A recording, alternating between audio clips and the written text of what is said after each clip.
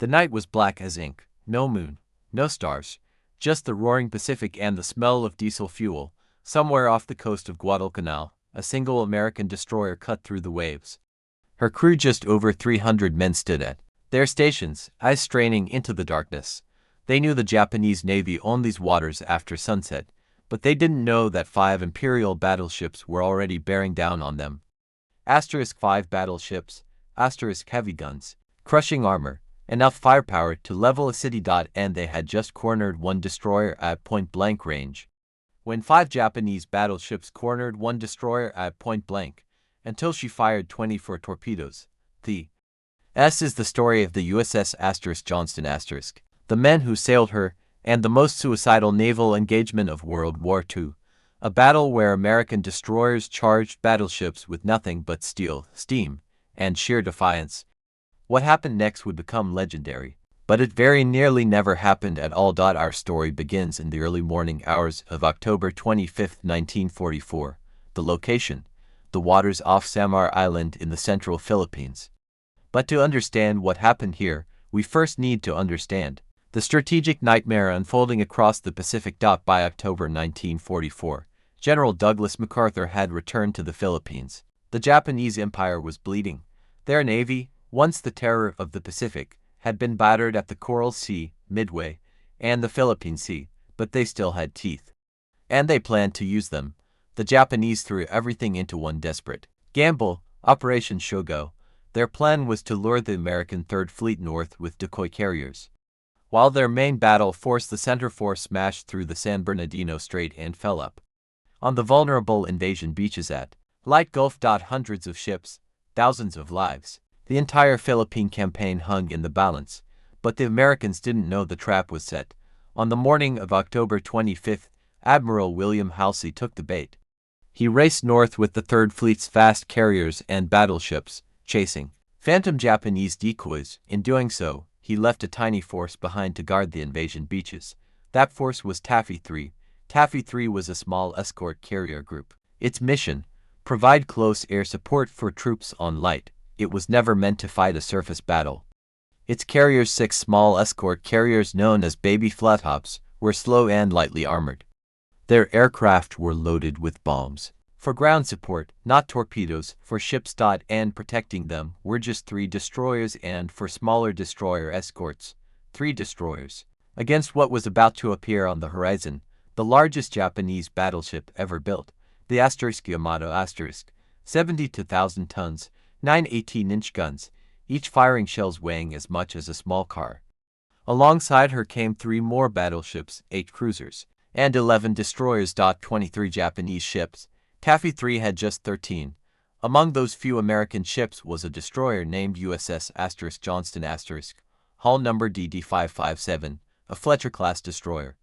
2,700 tons, 5 5-inch guns, 10 torpedo tubes, and a crew of 327 sailors. Her captain was Commander Ernest E. Evans, a Cherokee Indian from Oklahoma, stocky, intense, feared and loved by his men in equal measure.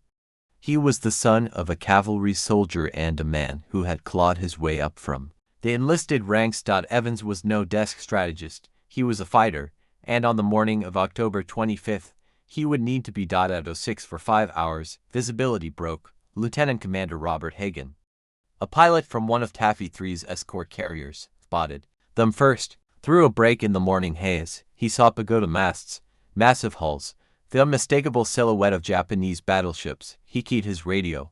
Enemy surface force sighted, 4 battleships, 7 cruisers, 11 destroyers, bearing 020, range 20 miles.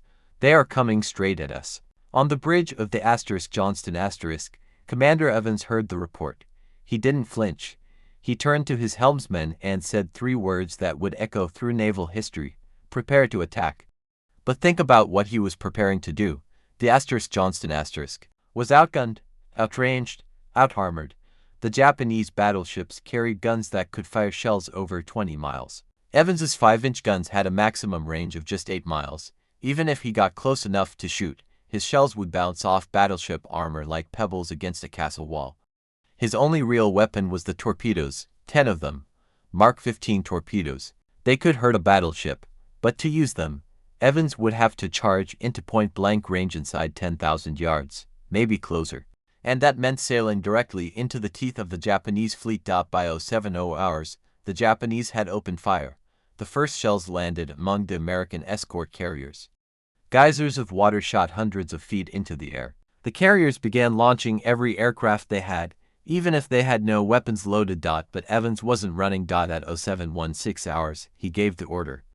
The Johnston heeled hard to port and charged straight at the Japanese battle line, not away from it, toward it. Her engine screamed at 34 knots, faster than she had ever gone before. Smoke poured from her stacks as she zigzagged through the incoming shell fire. And the Japanese gunners took notice.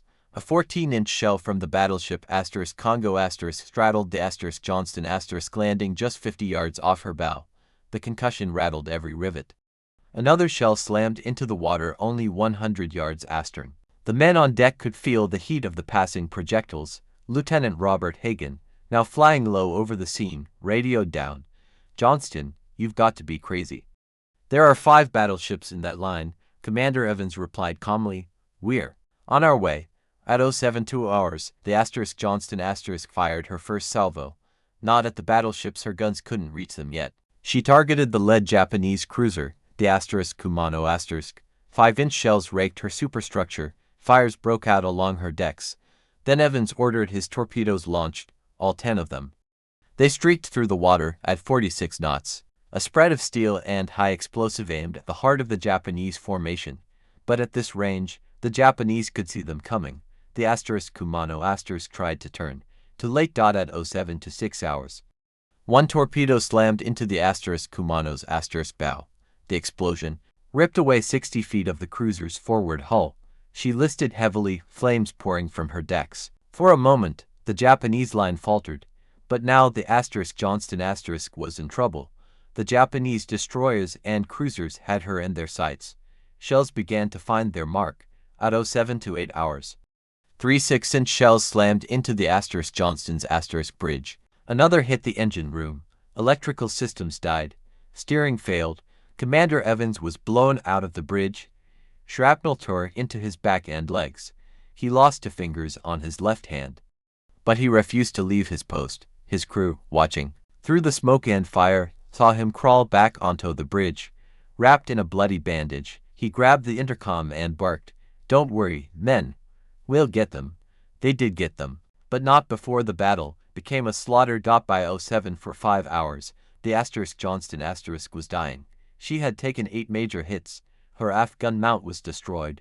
Her radar was gone. Her torpedo tubes were empty. She was down to just 2 of her 5 main guns. Fire control systems were inoperative. Men lay dead and dying throughout the ship, and the Japanese battleships were still coming. The Yamato herself had turned her massive 18-inch guns on the tiny destroyer. A 3,200-pound shell crashed into the Johnston's forward engine room. Another tore through her deck, exploding just feet from a magazine. A miracle it didn't detonate the ammunition. The destroyer slowed. Smoke boiled from her funnels. She was now making just 17 knots. A sitting duck. Commander Evans, blood soaking through his uniform, looked at his navigator. He knew the ship was doomed, but he also knew something else. The escort carriers were still trying to escape, and as long as the Johnston kept fighting, the Japanese battleships were focused on her instead of the carriers. So he gave another order. "Launch every smoke float we have. We're going to hide the carriers." His crew obeyed. White smoke billowed from the Johnston's stern, spreading across the water like a funeral shroud. For 10 precious minutes, the Japanese gunners lost sight of the American carriers, but the Johnston paid for those minutes. At 08:00 hours, 3 more cruisers opened fire on the dying destroyer. 8-inch shells tore into her hull. Her port side began to flood. The engine room was a shattered ruin. Only 1 boiler still worked. Speed dropped to 11 knots on the bridge. Evans looked at his chief engineer. "How much longer?" he asked. 20 minutes. "Captain, maybe less." Evans nodded. Then he called over the intercom one last time. Every man on the ship heard his voice. "Calm despite the chaos. This is going to be a fight against overwhelming odds from which survival not be expected. We will do what damage we can. The crew didn't abandon ship. They didn't surrender. They kept firing. At 08:02 hours, the Johnston's last operational gun jammed. Her crew worked frantically to clear it. Meanwhile, Japanese destroyers close to within 2,000 yards point-blank range and poured shells into the American ship. Metal screamed, fires raged, the deck was slick with blood and seawater. And then, at 08:45 hours, the end came. A final volley of shells struck the Johnston amidships. Her keel snapped. The destroyer began to roll over to port. The order to abandon ship came through in a broken crackle. Men leaped into the water. Some were burned. Some were bleeding. Some were weeping. The sea was thick with oil and debris. Commander Evans was last seen on the bridge, wounded, defiant, shouting encouragement to his men as the ship rolled beneath him. At 08:50 hours, the USS Johnston slipped beneath the waves. But she had not died alone. Here is what those 327 men had accomplished in just 90 minutes of suicidal courage. The Johnston's torpedo attack had crippled the heavy cruiser Kumano *. That single hit forced the Japanese line to turn, buying the escort carrier's precious time. The Johnston's gunfire had damage to Japanese destroyers and hammered the cruiser Suzuya and her smoke screen laid wild under heavy fire had hidden Taffy 3 from the battleships long enough for aircraft to begin their attacks. But the Johnston wasn't the only ship that fought that morning. The destroyer USS Cole charged the same battle line, firing guns until she, too, was sunk. The USS Samuel B. Roberts a tiny destroyer escort with just a 5-inch guns fought so ferociously that the Japanese mistook her for a cruiser. She went down firing. Her last shells still in the breach. Together, these ships bought time for the escort carriers to launch their planes. Time for the pilots flying unarmed bombers, with nothing but machine guns and depth charges to strafe and bomb the Japanese battleships. Time for the impossible to happen. The Japanese admiral, Kurita Takeo, stared at his charts in disbelief. He had 5 battleships, a dozen cruisers. Taffy 3 was practically unarmed. And yet, American destroyers had charged his battle line. American pilots were buzzing his bridges. American torpedoes had damaged his flagship. He made a decision that still puzzles historians today. At 09:11 hours, with the American carriers still in sight and the victory within his grasp, Kurita ordered a retreat. He turned his fleet north and sailed away. A handful of destroyers and escort carriers had broken the back of the Japanese center force, and at the center of that miracle was the USS Johnston *. Of the 327 men aboard the USS Johnston *, only 1 survived. They floated for 2 days in the oil-choked waters of the Philippine Sea. Some were picked up by American patrol boats. Others drifted ashore on enemy-held islands and were captured. A few simply disappeared.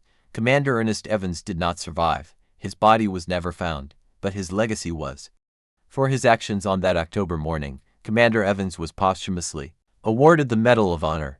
He remains the only Cherokee Indian to ever receive America's highest military honor. 2 other men from Taffy 3 also received the Medal of Honor. 15 others received the Navy Cross. Taffy 3 became the most decorated naval unit of World War II. The Johnston's wreck was discovered in 2019 at the bottom of the Philippine Sea. She lies in 2 pieces, her hull split by the explosion that killed her. But her torpedo tubes are still visible. Her guns still point toward where the enemy once sailed. A ghost of defiance, frozen in time. The Japanese plan failed. The invasion beaches were saved. MacArthur's return to the Philippines continued, and the Japanese Navy never again launched a major surface sortie, all because 3 destroyers refused to run. One veteran, years later, was asked why the Johnston charged 5 battleships. He was an old man by then, with shaky hands and fading eyes. He thought for a long moment. Then he said simply, "Because that's what destroyers do." This was just one of countless untold stories from the Second World War. Subscribe to WWI Records as we continue to bring these forgotten chapters of history back to life.